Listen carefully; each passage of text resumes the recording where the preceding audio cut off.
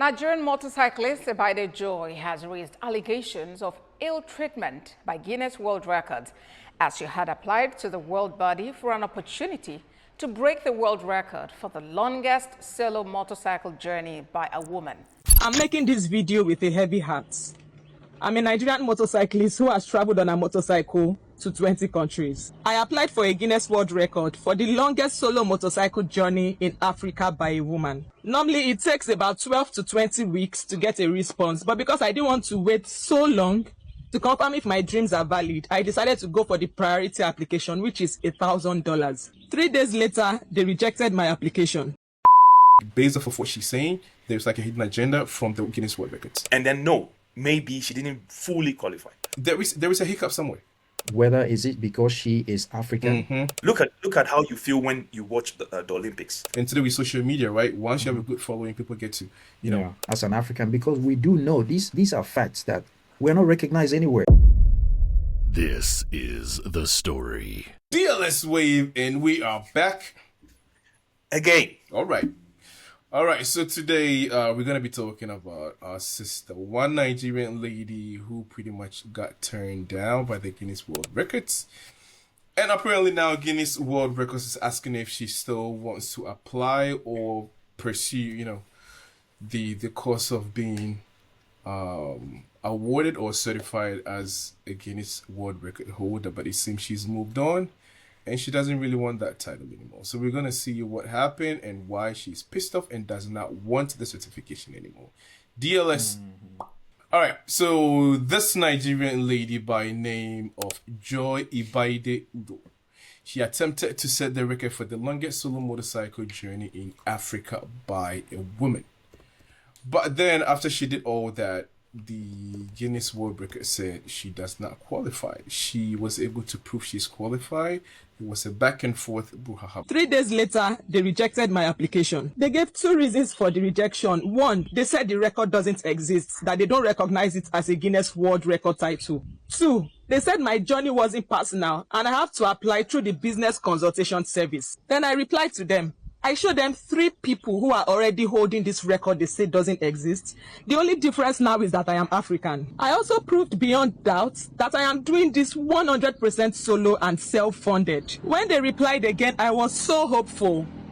But I was met with another rejection, no explanation, just a push to pay the £10,000 for a business consultation service. If I was rejected because I don't qualify, that would make sense and I would accept it gracefully. But I was rejected because I couldn't afford to pay £10,000, which is over 20 million naira, for a service that my journey doesn't even qualify for. In their own website, they stated that the only people who qualify for business consultation are government agencies and charity. But my journey doesn't fall under any of those categories, and I proved it. But we're going to put our spin on it.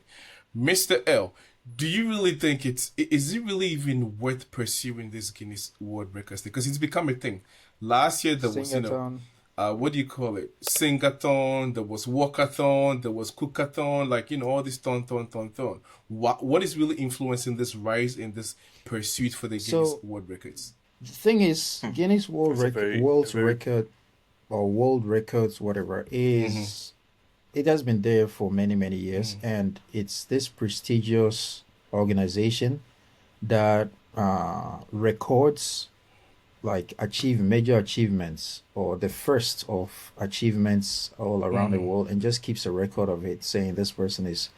So that's basically what it is, and for that reason, it's a very prestigious award to get, right? And the reason many people want to get involved is it opens doors. You don't necessarily get any financial benefit from it there is nothing. There is no monetary gains, certification or recognition. Nothing. But with that, it opens a lot of doors, right? You can knock on many doors.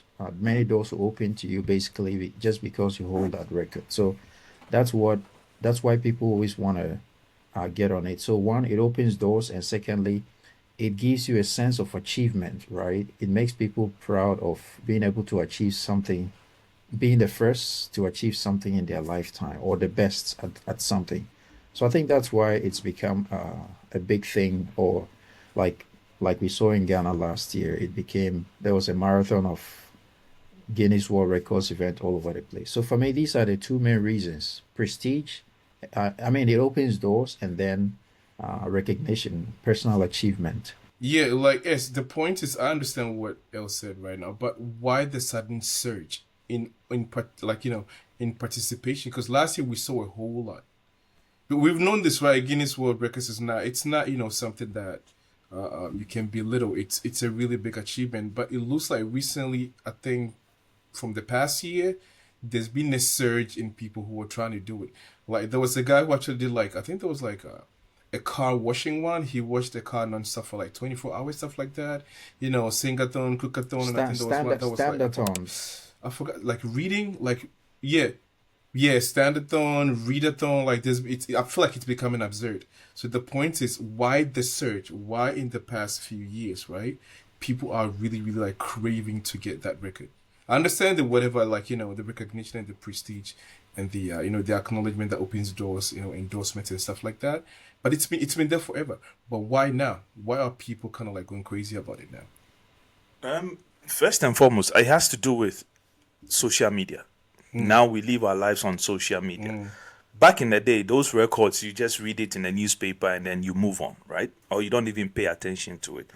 But Leo mentioned it opens doors. It takes you through tunnels, places that you've never dreamt of even going, or you will go. You get famous, and it has to do with self-pride, right? That I know how to do this thing, and I'm doing it to the best of my knowledge, and I'm on top of everybody in the world. So social media and then self-pride. That is where I put it, because truly, if I know how to do something, right, which I know, but I'm not that, qualified to reach that level of the world record standard, I don't care going there. But if I believe in myself that I think I can do it to the best of my knowledge and nobody can beat me, I'll try, so that the whole world will know that there's somebody somewhere in a village, Gungru Hoho, that can do this particular thing. So that's it. It has to do with social media. Good take. I'm going to come back to that statement you made. There's a question that is like, nudging on my brain. But let's go see what the lady had to say. Then I requested a refund as there was no valid reason why I was being rejected. The next morning when I logged into my account, it was totally erased. Like I never even applied. Like it never existed. Like I don't exist. For a moment, it broke me. I felt unworthy, undeserving, like my story doesn't matter. But my story does, because I have survived and done the impossible. I lost my legs, lived on a wheelchair, did surgery, and now I ride with screws and rods holding my spinal cord together. And still, as a new rider, I picked up a bike and I've done 20 African countries alone on a 250cc motorcycle. I inspire myself every day. I am amazed at how far I've come. No one in the world has my story. So if they won't write my legacy, I'll write it myself. I will still do season 3. A ride from South Africa to Kenya to complete the longest solo motorcycle journey in Africa by a woman. Except this time, I'll be doing it for a purpose. I'll be riding to raise funds for African female orphans like me. I've also created a new movement, a legacy platform for Africans by Africans. And I'll announce it on my birthday in 2 days. Thank you. All right, so like she said, justifiably, it's not easy for somebody of her standing to do. She's pretty much disabled. She says she got like screws in her spine. She's been in wheelchairs, and this is pretty much like like the apex, the creme de la creme. Being healthy and doing strong and doing it is one thing, but being disabled with all that weight on your shoulder, it makes it more. Like prestigious. More I don't even know what to special, say. yeah. You know what I mean, right? It makes it more deserving. Yeah. Exactly, right? So the thing is, why do you guys think she was rejected? Because from what she says and all the documents she's providing, it looks like she was qualified. Do you think there's like a hidden agenda? I do not know. But do you guys think, based off of what she's saying, there's like a hidden agenda from the Guinness World Records? I've always try to take a step back when you hear stories. You have to take your time and read and get the whole information before you pass judgment. But for the information he has given and the response from Guinness record, sometimes this international registration for competitions and stuff, it can be a bit complicated, right? And you can easily point a finger based on, oh, it is race, or it is this, it is that. But actually, when you go through or you listen carefully, maybe somebody falls short somewhere, maybe receiving the document on time, applying it on time, paying what you have to pay, and all that. There's a lot that goes into it. So yes, you can say what she's saying is true, and then no, maybe she didn't fully qualify, right? But with the information, that is the only information we have. It means that something went wrong, and somebody needs to come out and say, hey, okay, I got it wrong, right? And that should be it. I don't know what else I can say concerning this. Yeah, I don't know. Yeah. I mean, you've got a point to what you just said, but let's not forget she also made it crystal clear that she, after the public outcry, right? It's always like that. After people got on the case, started tagging, on social media, started tagging Guinness World Records, then they came back and asked if she wanted a refund.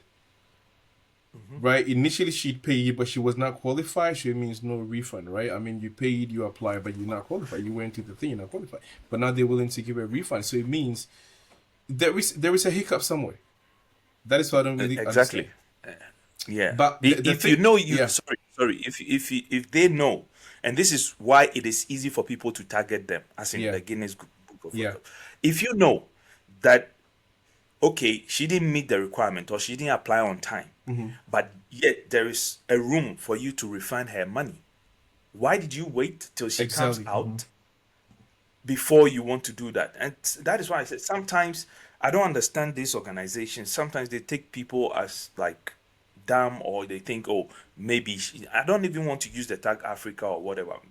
She doesn't have a mouthpiece, right, where people can support her, so they try to do things under the carpet, right? But it is wrong. If you know that when somebody applies for stuff and they don't meet the timing or the requirement, there's on your website, there is a refund. Don't wait for the person to go public before you come rectifying things. It wouldn't work. Yeah, I mean, that is one of the most powerful things and positive things about social media, though. Sometimes you get all these, people showing solidarity, and then the right thing gets done. So, Mr. L, my question is for an entity like the Guinness World Records, right? If somebody makes this claim, isn't it your job? Isn't it a necessity for you to look into it fully? If she's really not qualified, you got to reach out and make it crystal clear. But the fact that the public, kind of stepped into it and, tagged them and were making like a whole lot of noise about it, now you kind of retracted and you refunded her money. And now you're actually asking, is she still interested in pursuing that, that venture? Does that mean she was right? If you listen to her clearly, she was like, at some point, she wasn't even getting replies. And then she got a reply finally. She went back to sign into her account, and her account was deleted completely. So it just tells you that this is an organization that is not... I mean, any serious organization would respond to, yes. Transparent. I would use the word transparent. Respond to every request or every inquiry anyone has, because this is a world organization, highly recognized organization. And it's not a small feat. It's not a small feat. Exactly. That and I think that it's not a if joke. they are like, how do you call it? What is the word you used just now? If they are if they are a transparent organization, then no matter what request or email or contact anyone makes, there has to be a reply. Because when you don't reply, it just the first thing that comes to anyone's mind is you are not a serious organization. And that is why many people read meanings into whether is it because she is African. That is why not much attention was paid to her. So I think that in that sense, it's a big flaw on their part, and this will make people read a lot of meanings into what has happened. Yeah, that's. I'm gonna come back to S's statement he made. He was saying, it's a great achievement, and you would want the world to know, you've kind of achieved or accomplished a feat of that. So I mean, sort or of that, capacity. But the question is, do you really need the world to know? Isn't it good enough that you've done something for yourself and you should feel good about it without letting the world know? I mean, if you've achieved it, it's good for yourself. You can be proud of yourself. The few people around you, friends, family, they can be proud of you as well, or even your country, right? Why do you You need the see, Guinness World Records to okay, pretty much like it's an organization. validate your feat? Yeah. It's an organization that gives you certificate to what you claim you know how to do best, right? That is one. Two, for you letting the world know some of the things they do there, right? Maybe in my own imagination, my figment of my own imagination, I might think that there is something like that in the world, but I've not seen anyone do it. So when it comes out, I'm go like, wow, wow. So we have people that can do such a thing. Maybe I can learn something of, right? So it is good to have a talent and keep it to yourself and your family, but it comes a time to inspire people. For example, like her, look at what she has gone through already Yeah. in life. It will be an inspiration for someone. So letting people know is not a bad thing. And going through an organization, a recognized organization, to let them know that I can do this thing with all my disabilities. I can still do it. All he needs is the leeway, right? And say, go and do it. We back you. They're not giving you any money, like you said. But like I said, it will inspire a lot of people. Look at how you feel when you watch the Olympics, right? Paralympics and then the main Olympics, the 2 by 100, 1 by whatever the race. Look at how exciting it is, and that is how it is. So now she's back. She's saying she's gonna do it for a good cause. She's not doing it more for charity. She's gonna raise money and do something to her cause. And I think that's actually like a noble thing to do, right? After expressing her anguish online, I feel like she's had like a change of worldview. She gets to see that it's something that she can actually do for herself because she's got a lot of following, right? I actually So I think followed that her. feels She good on her in trip itself. from, I think, Do Kenya you know or what I South mean? Africa all the way to Nigeria. I was following her trip, and yeah, I mean, she was solo. I don't know Yeah. if she was sponsored by anyone, but it looked like she was self-sponsored, right? And it was a pretty amazing trip for a lady to travel in some parts of Africa where it can be. Yeah. Yeah, exactly. Not just a She lady, was like I actually said, bedridden years disabled. back, She's and she she's really been she through a didn't lot. even think She's she would really ever been walk through a lot. again. Yeah. Yeah. Mm-hmm. Mm-hmm. Yeah, so that in itself is very inspirational. So that's what I'm saying. I mean, everybody understands to have that certificate or Yeah. whatever. Yeah. It's pretty cool, right? It's pretty cool to have. But I also feel like ultimately, if Mm-hmm. that is your goal, right? There's nothing wrong with it. But I feel like just Yeah. accomplishing what you did in itself, it's just amazing. It's inspiration enough. And today with social media, right? Once you have a Mm-hmm. good following, people get to, you know, Yeah. know what you've achieved. I feel like Yeah. that in Yeah. itself, it's. I mean, it's great. It's great. So kudos to her, and I feel like I don't know if this is gonna tarnish the image of the Guinness World Records or more Africans are still Let gonna me keep just say doing something it. final. I think I that don't really know. I just get so emotional Mm. and angry when I see we Africans being treated like this, right? We all grew up knowing Guinness Book of Records. Why don't we have an equal of this? Do we really need a world's validation as an African? Because we do know these are facts that we're not recognized anywhere. So why are we not the so-called bodies that are in charge of the continent, like the AU, the sub-regional, why aren't we creating our own sort of validation organizations? You know what I mean?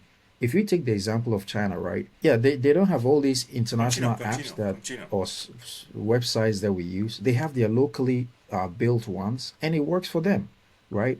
But we constantly depend. For me, I don't think like she switched now. I don't think you really need the recognition of World Guinness Book of Records to say that you really achieved something. Social media alone is enough validation. But all in all, what I'm saying is, I think it is time that we start to develop our own sort of systems where we can recognize our own. Because if somebody doesn't constantly shows that you can't be equal to us. Why do we keep forcing? Exactly. Why do we keep forcing You're to be not welcome. recognized by them? So yes, it might take time, and I'm not in that capacity, Yeah, unfortunately. But if I was, I would create, our own local organizations and keep our recognitions within our continent. We don't really need anyone else's validation. It's been long Yeah. overdue. It's been long overdue. And sorry, Keep and going. listen, I saw a video this morning. It's strange that we are doing a topic like this. There was this lady who, I think, an event in France where they recognize Stylish, people, stylish, stylish and stuff. And so stylist, yeah. And she had the opportunity to go to her son or daughter's ceremony, some school graduation or something. But she chose to go to that event, right? Yep. She went there, she took the pictures and everything. Do you know the time they awarded her certificate? Yeah, it was like after midnight when everybody had left. Yes. So, like you're saying, I don't understand why in this modern age. Yeah, but the thing is, like I said, I mean, at the end of the day, like we all put in the work, right? And it's sometimes it's very deserving to have that recognition, right? But when you get treated in that way, it kind of sucks. Because at the end of the day, like I said, I'm really happy that she pushed back and she doesn't want that, the title. Yeah, anymore. but she can go on to do her own thing. Why? My thing is, why say if for catch that level? Why she for read that level? I dey go with what Leo just said. If we have on our own thing where we dey do, where it be something day back, when people no go somewhere. Yeah, but this is like a whole to belong. Yeah, so this would be a whole other topic. If you won't call that out there, like every single thing, every single part of our existence. Yeah, because every time you come out to complain. Yeah. But every time you come out to complain, they'll just go like, "Oh, look at you." Then they want you. "Oh, you are using race. Why is it that you Africans everything?" But the facts are there to see. Yeah. All right, fellas, we got to wrap it up. All right, so we're going to leave it to you guys. Leave your comments down below. Do you think it was just a hiccup? The Guinness World Records did not, get the full information or the full qualification, what do you call it? Whatever, documentation or whatever it took for her to be awarded the title, or you think it's the usual suspects, right? It's like, just because she's an African, she was not being given the gesture or the olive branch that they always give our Western friends or our white friends. I don't even know if you can say that, but it sounds a little shifty, the whole thing. But I'm just happy that she just moved on. All right, so leave your comments down below. Let's see if she's really deserving or the Guinness World Records. Peace. All right. See you on the next one.